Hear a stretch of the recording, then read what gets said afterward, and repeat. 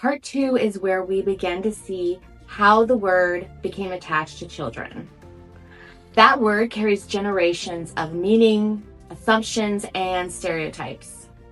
By the early 1900s, vulnerable youth were increasingly viewed through systems focused on discipline, control, and institutionalization.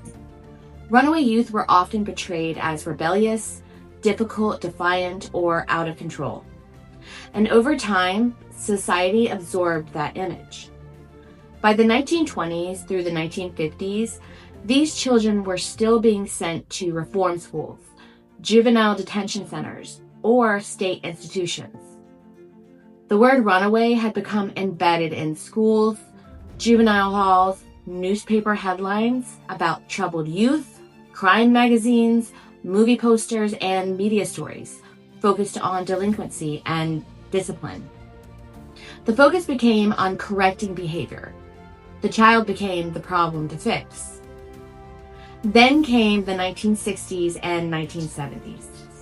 The word runaway became connected to youth rebellion and counterculture in the public imagination. Books, films, newspapers, and television often portrayed runaway teens as the hippie runaway, the rebellious teen, the kid rejecting authority.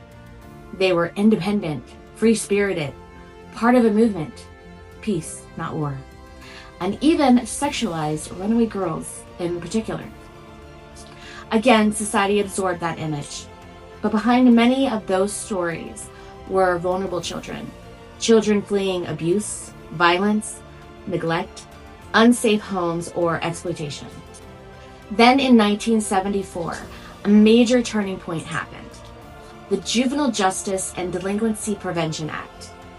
It changed how juvenile systems handle runaways. This law was designed to keep children out of adult jails, prisons, reform schools, and push states toward a different way of handling youth. This act gave states new tools, funding, research, and guidance to improve juvenile justice systems. Before this, children were being sent for months to jails and reformatories without a court hearing or an attorney, having committed no crime other than being runaways or being described as uncontrollable by a parent. This act also officially defined the word runaway as a child who leaves home without permission. It also classified runaways as a status offense, meaning it wasn't criminal.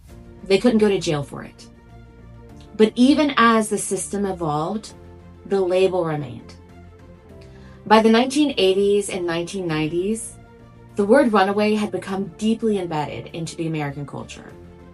Police departments used it. Media headlines used it. Hotlines used it. Shelters used it. Juvenile systems used it. Songs used it. Books used it. An entire generation grew up hearing the word as if it simply described rebellious teenagers making bad choices. By the late 1990s, the internet was beginning to change everything. Predators no longer needed to search the streets to find vulnerable youth. They could now reach children directly through computers, chat rooms, and emerging online spaces. The dangers facing missing children were evolving rapidly. The system evolved. The dangers evolved. But the language didn't. The label runaway remained stuck in the past.